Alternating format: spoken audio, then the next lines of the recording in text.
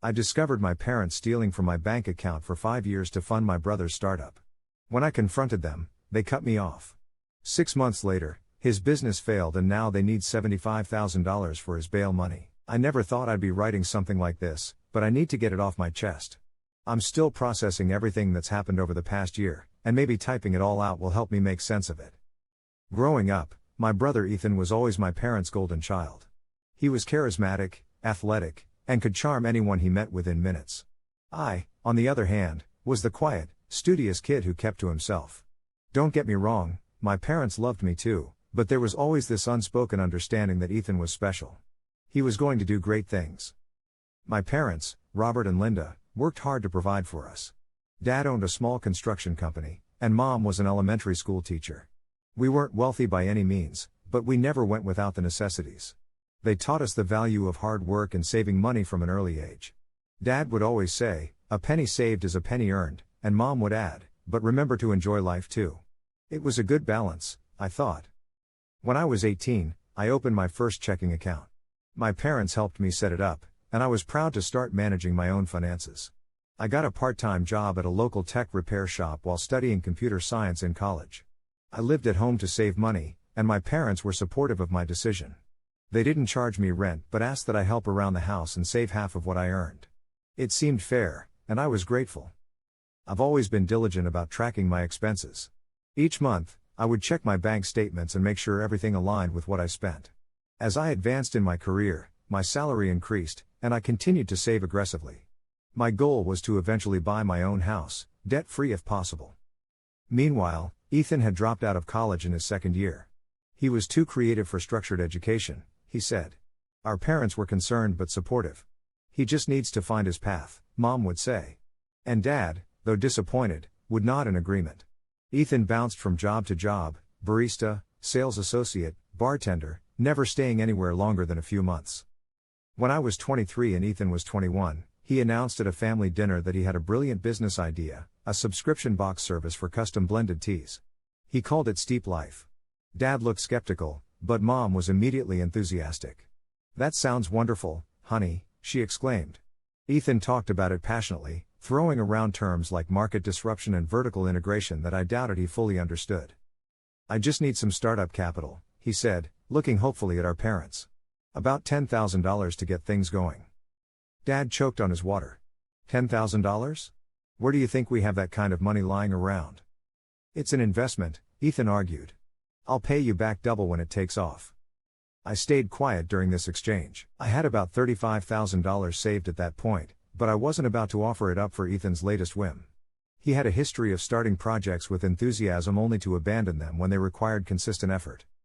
To my surprise, 2 weeks later, Ethan announced that he had secured the funding. "Mom and Dad are helping me out," he said proudly. I raised an eyebrow at our parents. "We're supporting his dreams," Mom said defensively. "Sometimes you have to take risks in life." Dad just shrugged. "The boy needs to learn, one way or another." I didn't question where they got the money. I assumed they had dipped into their retirement savings or taken out a loan. It wasn't my business, and I had my own financial goals to focus on. Steep Life launched with a fancy website and social media campaign. For a while, it seemed like it might actually work. Ethan was motivated and working harder than I'd ever seen him work before. He rented a small commercial kitchen space and spent hours blending teas and packaging them in sleek boxes. Mom helped with the accounting, and Dad occasionally delivered orders when Ethan was busy. But after about 6 months, the enthusiasm waned. Customers weren't resubscribing as expected, and the novelty wore off. Ethan started coming home later and later, smelling like a bar rather than tea leaves. When I asked how business was going, he'd snap at me, "It's going through a growth phase. You wouldn't understand." A year after launching, Steep Life quietly folded. Ethan didn't make a big announcement, the website just went offline, and the social media account stopped updating. When I asked about it, Mom said, "It was a learning experience. He's working on something new now." That something new turned out to be a food truck concept called Fusion Wheels. This time, Ethan needed $25,000. Again, somehow, our parents managed to provide it. I was genuinely baffled.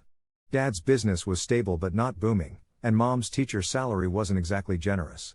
Where was this money coming from? Over the next 3 years, Ethan launched and abandoned 4 more business ventures: Fusion Wheels, lasted 8 months, Snap Fit, a home workout app that never made it past beta testing, Urban Oasis, a plant delivery service, and Craft Connect, a marketplace for local artisans that garnered exactly 3 sellers before closing. Each venture required investment from our parents, and each ended in failure. During this time, I continued working at the tech company where I'd landed after college. I was promoted twice and saved diligently. By 27, I had accumulated what I thought was about $115,000 in savings. I was planning to use it as a down payment on a house, maybe even pay cash for a smaller place in a less expensive area. I was proud of my discipline and excited about the future. That's when everything fell apart. It was a routine Sunday. I was updating my financial spreadsheet, reconciling my accounts as I did at the end of each month. Something wasn't adding up. According to my records, I should have had about $7,000 more than what was showing in my account. I thought perhaps I had made a calculation error, so I went through my statements more carefully. That's when I noticed a pattern of withdrawals, small amounts, between $100 and $500, taken out every few weeks for the past several years. They weren't regular enough to be easily noticeable, especially as my balance grew and I checked the details less frequently. But they added up. Way up. I went back through years of statements, my stomach sinking as I tallied the unauthorized withdrawals. In total, over $68,000 had been taken from my account in small increments. $68,000. More than half of what I thought I had saved. My first thought was identity theft. I immediately called the bank's fraud department. The representative asked me several security questions, then pulled up the transaction details. "These withdrawals were made in person at your local branch," she said. "Using your account number and proper identification." "That's impossible," I argued. "I didn't make these withdrawals." "According to our records, sir, they were made by Linda Matthews.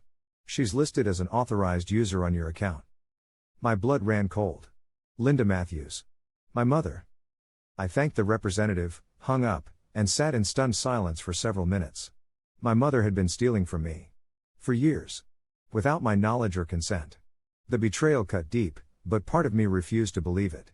There had to be some explanation. I drove to my parents' house, my hands shaking on the steering wheel. When I arrived, they were having Sunday dinner with Ethan, who had recently moved back home after his latest venture failed. "Jason. What a nice surprise," Mom said, standing to hug me. "Are you hungry? There's plenty." I couldn't return her embrace. "I need to talk to you," I said, my voice unnaturally calm. "About my bank account." The color drained from her face, and Dad suddenly became very interested in his mashed potatoes. Ethan looked between us, confused. "What's going on?" he asked. "Mom's been taking money from my account," I said, still looking at her. "Almost $70,000 over the past 5 years. "That's ridiculous," Ethan scoffed. "Mom would never." "It wasn't stealing," Mom interrupted, her voice small. "We were going to pay it back." The confirmation hit me like a physical blow. I sat down heavily in the empty chair. "You were going to pay back $70,000? I asked incredulously. "When? How?" Dad finally looked up. "When Ethan's businesses took off. We were investing in his future, in all our futures." "You stole from me to fund his failures?"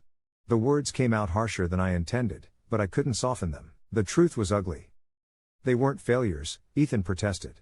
"They were stepping stones. Every successful entrepreneur has setbacks." I ignored him. "How could you do this to me? I trusted you." Mom started crying. "We never meant to hurt you. We just needed the capital, and you had so much just sitting there. We're family. Family helps each other. Family helps each other by asking, not by stealing." I was shouting now, years of being the responsible, quiet one evaporating in my rage. "I would have helped if you'd asked. Maybe not with all of it, but some. Instead, you went behind my back and stole from me for years." "Don't talk to your mother that way," Dad said, his voice stern. "We made a mistake, but we had good intentions." "Good intentions?" I laughed bitterly. "Good intentions don't pay back what you took. Good intentions don't make this betrayal hurt any less." Ethan stood up. "You're being dramatic. It's just money. And it would have helped all of us if my businesses had succeeded." "But they didn't succeed, did they?" I shot back. "None of them did. Because you're all talk and no follow-through. And they knew that, but they kept throwing my money at you anyway." Mom's sobs grew louder. Dad slammed his hand on the table. "That's enough. We're still your parents, and you will show us respect in our home. Respect? I was incredulous. You want respect after what you did? I worked hard for that money. I lived frugally, sacrificed, saved for my future. And you stole it to fund his pipe dreams. I pointed at Ethan, who had the decency to look uncomfortable. We're family, Mom repeated, as if that explained everything. We thought you'd understand if you knew. That's why we didn't tell you. You didn't tell me because you knew it was wrong, I corrected her. And now I want it back. All of it. My parents exchanged a look that confirmed what I already suspected. The money was gone. We don't have it, Dad admitted. But we'll pay you back. We'll figure something out. I stood up, suddenly exhausted. I'm going to the bank tomorrow to remove you from my account. Then I'm going to consult a lawyer about my options. A lawyer? Mom looked horrified. You would sue your own parents? I don't know what I'm going to do, I said honestly. But I know I can't trust you anymore. As I turned to leave, Ethan called after me. So that's it? You're going to tear this family apart over money? I stopped and looked back at him. I'm not tearing anything apart. They did that when they decided my savings were less important than your dreams. The next day, I went to the bank and removed my mother as an authorized user. I opened a new account at a different bank and transferred my remaining funds there. Then I consulted a lawyer, who explained my options. Since my mother was an authorized user, legally she had the right to withdraw funds. The case would come down to proving that the understanding was that she wouldn't do so without my permission, a difficult thing to establish in court. I decided not to pursue legal action immediately. Instead, I wrote a formal letter to my parents outlining the amount taken and requesting a payment plan. I suggested $1,000 per month until the debt was repaid, which would take over 5 years. It was generous, considering. 3 days later, I received a response, not a letter, but a visit from both my parents. They came to my apartment looking somber. We've thought about what happened, Dad began, and we want to make things right. Relief washed over me. They understood the gravity of what they'd done and were willing to take responsibility. But then he continued, we think the best solution is for us all to move forward as a family. Ethan has a new business idea that could really take off, and if we pool our resources. Are you serious right now? I interrupted, disbelief washing over me. You're here to ask for more money? Not ask, Mom clarified quickly. Invest. As a family. Ethan's new concept is solid. A craft brewery with a co-working space. It's innovative. I couldn't believe what I was hearing. After everything that had happened, they were still prioritizing Ethan's pipe dreams over the massive breach of trust and the debt they owed me. Get out, I said quietly. Jason, please, Mom started. Get out. I rarely raised my voice, but this was too much. You didn't come here to make things right. You came to double down on your betrayal. I don't want to hear about Ethan's new business. I want my money back, and I want you to understand how deeply you've hurt me. Dad's face hardened. If that's how you feel, then perhaps we need some distance. When you're ready to be part of this family again, the whole family, including supporting your brother, then we can talk. And just like that, they left. I sat in my apartment, stunned at the encounter. They had effectively chosen Ethan and his harebrained schemes over me and their responsibility to repay what they'd stolen. The next few weeks were a blur. I couldn't focus at work. My appetite disappeared. I'd lost not just my savings but my family too. Friends urged me to reach out, to try to mend fences, but the betrayal was too fresh, too deep. Ethan called once, about 3 weeks after the confrontation. You're being childish, he said without preamble. Mom and Dad are stressed out because of you, and it's affecting my ability to focus on my business plan. I hung up without responding. 2 months passed with no contact. I threw myself into work, taking on extra projects to distract myself and to rebuild my savings. I was promoted again, this time to a senior position with a substantial salary increase. The irony wasn't lost on me, my career success continued to grow while my personal life had imploded. Then, 6 months after the confrontation, I received a call from an unknown number. Against my better judgment, I answered. Jason? It's Mom. Her voice sounded small, tired. What do you want? I tried to keep the emotion out of my voice. It's Ethan. He's in trouble. She paused, and I could hear her struggling to maintain composure. He's been arrested. Despite everything, a pang of concern shot through me. Arrested? For what? Fraud and embezzlement. The brewery. It wasn't legitimate. He was taking investments from people but using the money for other things. And now he's in jail, and we need $75,000 for bail. The amount hit me like a slap in the face. Almost exactly what they had taken from me. "So you're calling because you need money," I said flatly. "We're calling because we need help," Dad's voice cut in. They were on speakerphone. "We've exhausted our options. The house is already mortgaged to the hilt from trying to support his previous ventures. We have nowhere else to turn." "And you think I should help? After everything?" "He's your brother," Mom said, as if that explained and excused everything. "And we're your parents. We made a terrible mistake, but family sticks together in times of crisis." I laughed, a hollow sound that surprised even me. "Family sticks together? Is that what you were doing when you stole from me for years? Is that what you were doing when you refused to take responsibility and instead asked me to invest more in Ethan's schemes?" "We know we were wrong," Dad said, and for the first time, I heard genuine remorse in his voice. "And we will spend the rest of our lives making it up to you. But right now, Ethan needs help. He's facing serious charges that could put him away for years." I took a deep breath. "I'll think about it and call you back." I hung up and sat in stunned silence, trying to process. Part of me, a small, vindictive part that I wasn't proud of, thought this was perfect karmic justice. They had stolen from me to fund Ethan's businesses, and now one of those businesses had landed him in jail for stealing from others. The symmetry was almost poetic. But another part of me couldn't ignore the fact that, despite everything, these were still the people who raised me. Who taught me right from wrong, even if they had failed to live up to those teachings themselves. I called my lawyer friend, Alex, and explained the situation. "First off," Alex said, "don't give them the bail money without strings attached.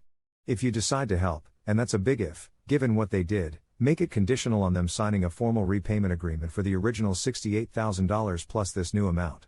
And make sure Ethan understands he'll be facing the consequences of his actions regardless of whether he's out on bail." "Do you think I should help them at all?" I asked. Alex was quiet for a moment. "That's not a legal question, Jason, that's about what you can live with. Can you live with knowing your brother's in jail if you had the means to get him out? Can you live with helping the people who betrayed your trust so deeply? Only you can answer that." I thanked him and hung up, more conflicted than ever. After hours of internal debate, I called my parents back. "I've thought about it," I said when they answered. "And I'm willing to help on certain conditions." "Anything," Mom said quickly. "We'll do anything. First, I want a formal, legally binding agreement that you'll repay the $68,000 you took from me, plus the bail money if I provide it. Second, I want to talk to Ethan directly before I decide about the bail. And third, I want the truth, all of it, about what's been happening." There was a long pause. "We agreed to the first two conditions," Dad finally said. "As for the third, what do you want to know?" "Everything. How long has Ethan been doing illegal things? Did you know about it? Were you involved?" Another pause. "We need to have this conversation in person," Mom said. "Can you come over?" I agreed to meet them that evening. When I arrived at their house, the home I grew up in, it felt both familiar and foreign. Mom looked like she had aged a decade in 6 months. Dad's shoulders were stooped, his face drawn. They sat me down at the kitchen table, the scene of our confrontation half a year earlier, and began to talk. The story that unfolded was more disturbing than I had imagined. Ethan's problems went beyond failed businesses. He had accumulated substantial gambling debts over the years. His businesses were partly legitimate attempts at success but also convenient ways to explain cash flow to cover his gambling losses. The withdrawals from my account had started when he owed money to some dangerous people, as Mom put it. "We were scared for him," she explained, tears streaming down her face. "They threatened him, and he came to us terrified. We didn't have the money to help. So instead of getting him actual help, like therapy for his gambling addiction, you stole from me?" I was trying to keep my voice level, but the anger was rising again. "We thought it would be a one-time thing," Dad said, looking at his hands. "Just to get him out of immediate danger. But then there was always another crisis, another opportunity that would solve everything. We got in over our heads." "And this latest scheme? The brewery?" Dad sighed heavily. He was taking investment money from people, including some of my business associates.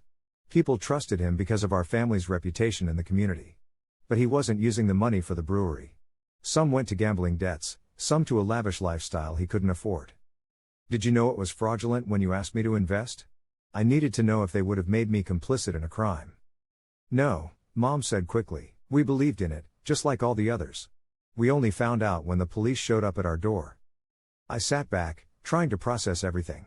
My brother wasn't just a failed entrepreneur, He was a criminal who had dragged our parents into his mess, and they had dragged me in by extension.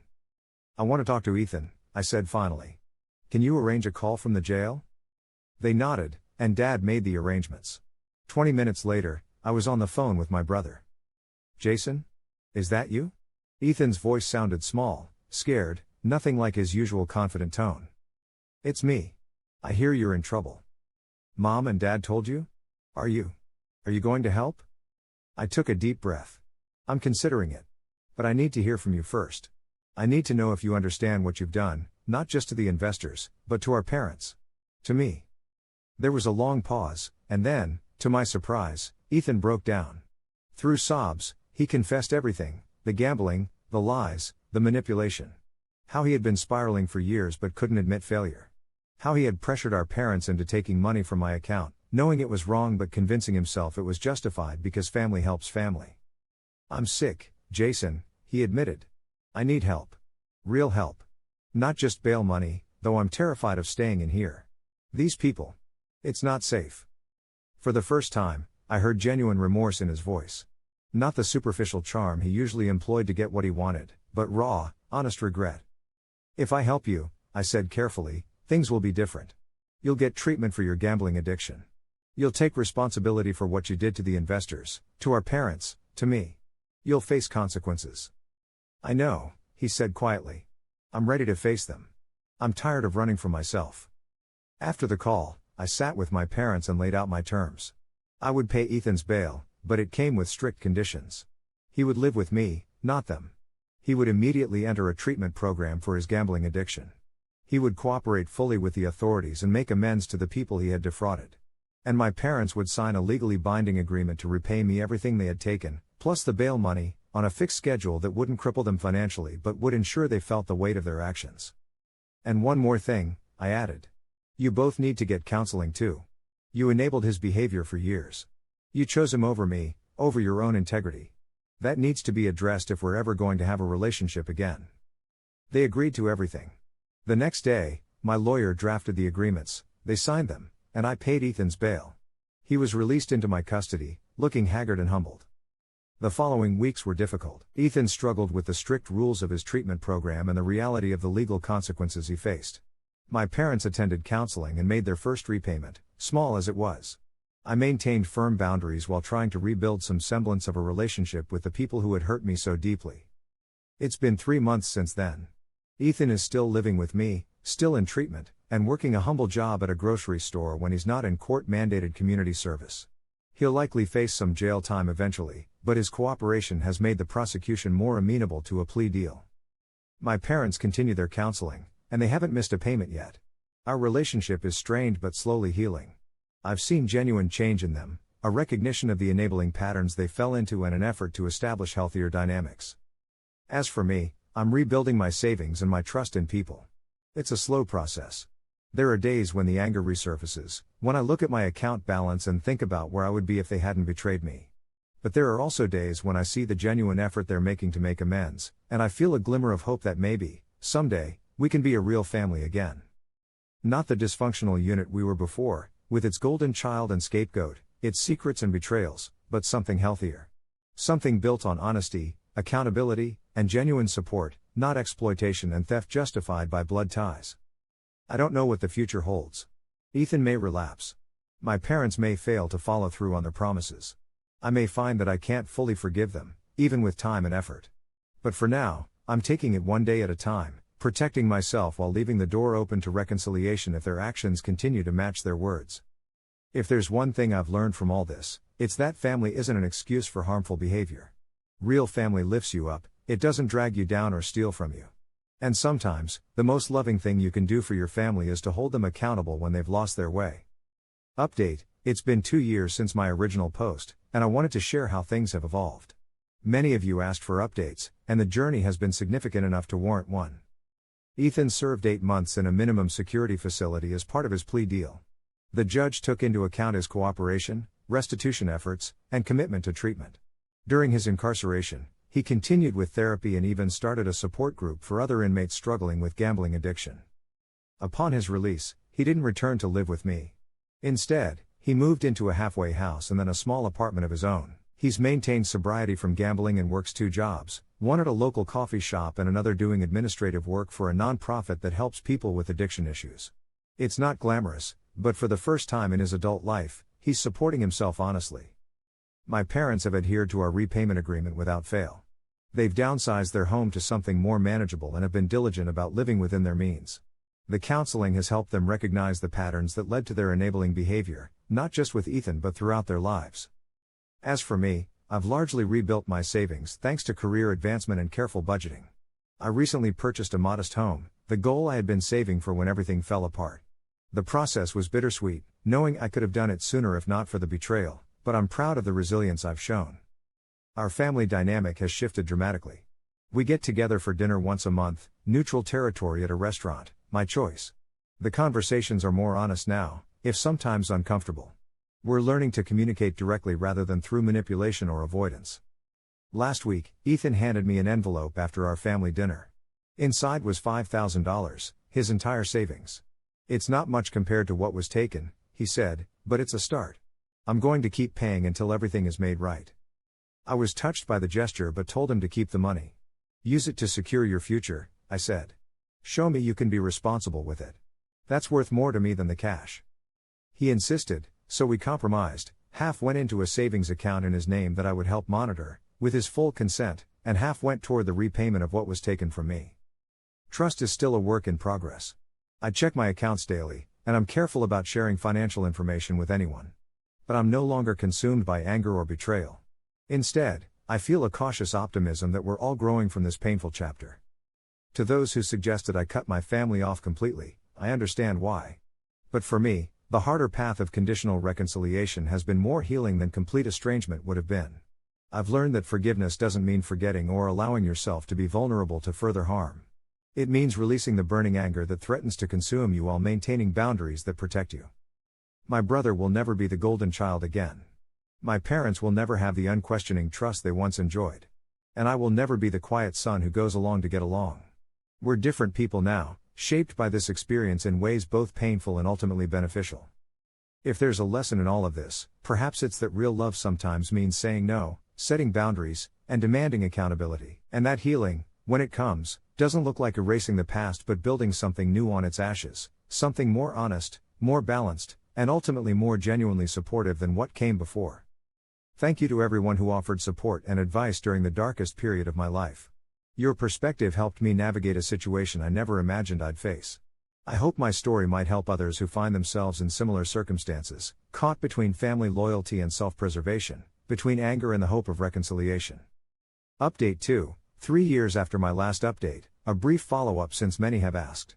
Ethan has maintained his recovery and recently received a promotion at the nonprofit where he works. He's engaged to a woman he met through his support group, someone who understands his past and supports his continued recovery.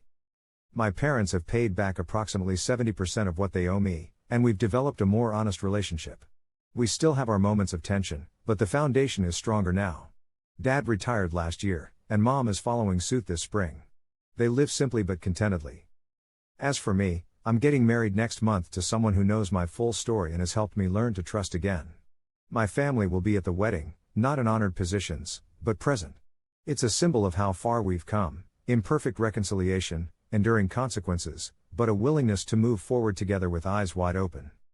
Life isn't a fairy tale where everything is magically fixed, but it can get better with honest effort and time. That's the message I want to leave with anyone going through similar family betrayals. Healing is possible, but it requires work from everyone involved, not just the person who was wronged.